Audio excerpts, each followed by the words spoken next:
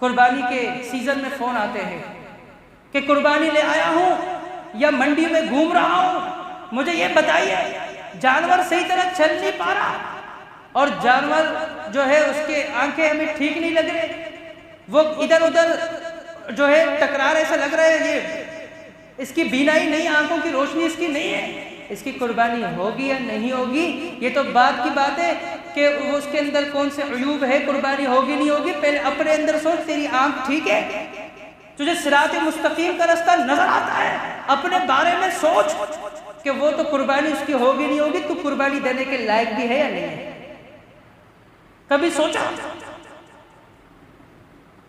کہ اس کا کان ٹھیک ہے یا نہیں ہے؟ ہم کہتے ہیں کان کے اندر گول سوراخ ہے، لمبائی کے اندر چھیرا ہوا ہے، کٹ جو ہے وہ چوڑائی کے اندر لگا ہوا ہے، خرقہ شرقہ، قربانی ہوگی نہیں ہوگی؟ تو اپنے بارے میں سوچ، تیرے اپنے کان ٹھیک ہے؟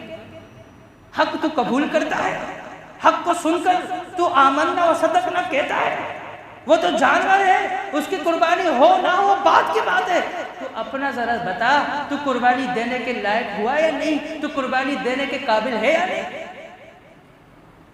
جانور کے عیوب پر بات کرتے ہیں، اپنے عیوب پر جو ہے ہم غور نہیں کرتے۔ عقیقے کا ہم جانور قربان کرتے ہیں، عقیقے کے لیے لڑکے کی طرف سے ایک بکرا، لڑکے کی طرف سے دو، لڑکی کی طرف سے جو ہے ایک، اس وقت یہ معاملات نہیں، لیکن قربانی کے وقت ہم ان عیوب کو دیکھتے ہیں، کیونکہ ہمیں حکم دیا گیا ہے، ہمیں حکم دیا گیا ہے۔ کیوں؟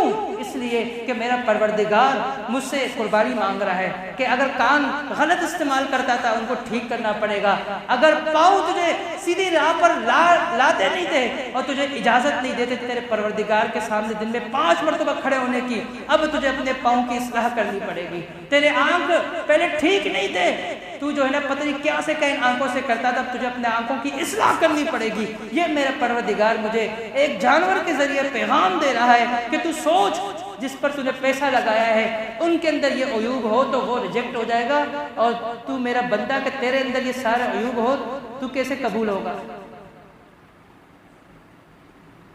اور جہاں تک جانور کے عیوب کی بات ہے، برا بن عازب رضی اللہ تعالی عنہ سے حدیث موجود ہے جامع ترمذی کے اندر، فرمایا الاوراہ البین عورها، وہ جانور جو بینگا ہو، اس کا بینگا پن واضح ہو، اس کی قربانی نہیں ہوتی۔ والعرجاہ البین عرجها، فرمایا وہ جانور جس کا لنگڑا پن واضح ہو اس کی قربانی نہیں ہوتی۔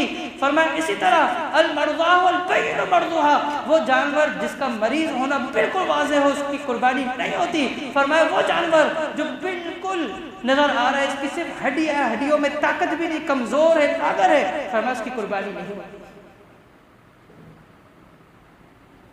اور جہاں تک دوسرے کچھ عیب ہے، آپ یاد رکھیے گا، عیب وہی عیب شمار ہوگا جو پیغمبر نے بتایا ہے۔ جو عیب مجھے نظر آ رہا ہے وہ عیب نہیں ہوگا اگر پیغمبر نے نہیں بتایا۔ ہم کہتے ہیں خصی جانور کی قربانی نہیں ہوتی کیونکہ ہمیں ایک عیب نظر آ رہا ہے، اور سنن ابی داؤد، سنن نسائی، کتاب الاضحی جب ہم کھولتے ہیں یہ ملتا ہے کان رسول اللہ صلی اللہ علیہ وسلم، اللہ کے نبی نے قربانی کی موجعین، موجعین کا معنی 2 خصی جانوروں کی، خصی جانوروں کی آپ نے قربانی کی ہے۔ امام شاطبی حضرت ابو ہریرہ سے روایت کرتے ہیں کہ ہمیں تو زیادہ پسند ہے کہ ہم کس کی قربانی کریں؟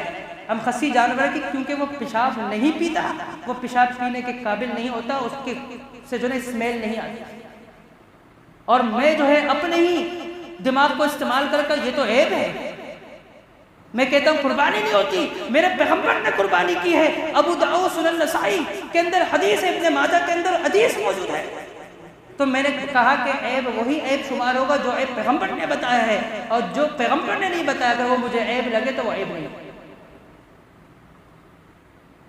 فرمایا سینگ ٹوٹے ہوئے ہے، اس پر اختلاف ہے، کیونکہ سینگ ٹوٹنے والی جتنی بھی روایت وہ ساری کمزور ہے، اسی وجہ سے علماء کا بھی اختلاف ہے اس مسئلے کے اندر۔ ابن حزم رحمۃ اللہ علیہ نے المحلہ کے اندر اس مسئلے کو حل کیا ہے اور کہا کہ اس بات پر تو اتفاق ہے کہ اگر سینگ آدھا یا اس سے زیادہ ٹوٹ گیا پھر قربانی نہیں ہوگی، اس سے کم پر جو ہے اختلاف ہے، اس سے کم والا کچھ نے کہا چلے گا، کچھ نے کہا نہیں چلے گا۔ فرمایا لیکن اس بات پر کوئی جو ہے شک نہیں ہے، فرمایا کہ اگر سینگ آدھے سے زیادہ ٹوٹ گیا تو پھر قربانی نہیں ہوگی۔ فرمایا کہ سینگ آدھے سے زیادہ ٹوٹ گیا تو پھر قربانی نہیں ہوگی۔ فرمایا کہ سینگ آدھے سے زیادہ ٹوٹ گیا تو پھر قربانی نہیں ہوگی۔ فرمایا کہ سینگ آدھے سے زیادہ ٹوٹ گیا تو پھر قربانی نہیں ہوگی۔ تو ہمیں جب قربانی کرنی ہے ہم اپنے بھی عیوب کو سامنے رکھیں اور جانور کے عیوب پر غور کریں کہ یہ عیوب کے اس کے اندر موجود نہیں، اور جب ہم قربانی کریں تو قربانی جو ہے، جو قربانی کا ٹائم، جو وقت ہمیں بتایا گیا ہے، ہم اس میں قربانی کریں۔ رسول اللہ صلی اللہ علیہ وسلم کے پاس صحابی آئے اور کہنے لگے یا رسول اللہ میں نے قربانی نماز سے پہلے کی۔ فرمایا ٹھیک ہے، تو وہ ایک گوشت ہے، عام گوشت، پہلے تو یہ تھا کہ آپ کلو 2 کلو خرید کے کھاتے تھے، اب یہی کہ پورے جانور کا گوشت آپ نے خرید لیا اکٹھے، لیکن وہ قربانی نہیں۔ فرمایا اس باشاتن مکانہ، اس کی جگہ نماز کے بعد تمہیں قربانی کرنی پڑے گی۔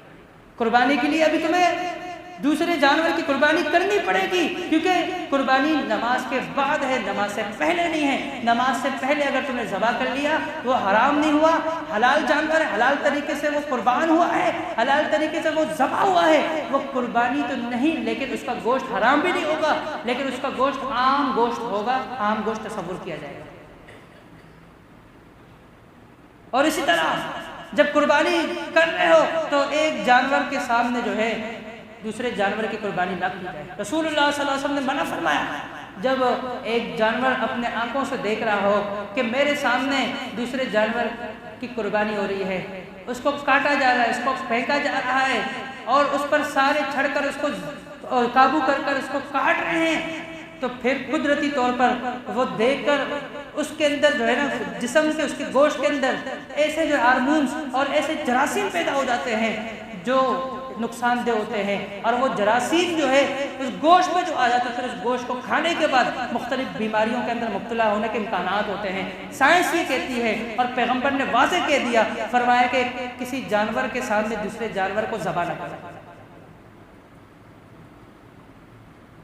جانور کے سامنے دوسرے جانور کو ذبح کرنا فرمایا درست نہیں ہے، اور جانور کو ذبح کرنے کا طریقہ بھی بتایا۔ ہمارے پاس قصائی کیا کرتے ہیں، وہ دستہ لے کر ذبح کرنے کے بعد وہ نوک لگاتے ہیں، سیدھا نوک، اور نوک لگانے میں ہوتا کیا ہے، ہوتا یہ ہے کہ اس کا جو حرام مغز ہے وہ جلدی کٹ جاتا ہے، اور جو حرام مغز کے ذریعے جسم کا جو سارا پریشر کے ساتھ خون باہر آنا تھا وہ پریشر رک جاتا ہے اور جانور جلدی ٹھنڈا ہو جاتا ہے، وہ اپنا وقت بچاتا ہے۔ اس نے بکنگ کی ہوتی ہے لیکن آپ کے جانور کو خراب کرنا ہوتا ہے، جانور آپ کا حرام نہیں ہوتا، لیکن اس جانور کا جو سارا خون نکلنے کا حکم ہے تو وہ اس پر عمل نہیں کرتا، آپ کا نقصان کرتا ہے۔ ایسا کرنے مت دے، اس کو نوک لگانے نہ دے، یہ پروردگار کی طرف سے پروسیس ہے۔ اس کو جب ذبح کیا، اگر ایسا ہی ہوتا تو مجھے بتاؤ پورے گردن کاٹنے کا حکم کیوں نہیں ہے؟ اس لیے کہ حرام مغز وہ کٹ جائے گا، اور جب حرام مغز کٹے گا جسم کے اندر سے سارا جو اس کا خون کا پروسیس تھا وہ نکل نہیں پائے گا، نقصان ہوگا۔ اسی وجہ سے منع کیا گیا کہ گردن پوری نہیں کاٹنی بلکہ پروسیس کے اندر اس پروسیس سے گزر جائے۔ ذبح کرنے کا حکم ہے، گردن الگ کرنے کا ایک ساتھ حکم نہیں۔ اور ہمارا قصائی دستہ پکڑ کر چھری کا وہ نوکے مارتا ہے کیونکہ اس کو ٹائم بچانا ہے، ورنہ اس کو 10 منٹ 15 منٹ انتظار کرنا پڑ جائے گا۔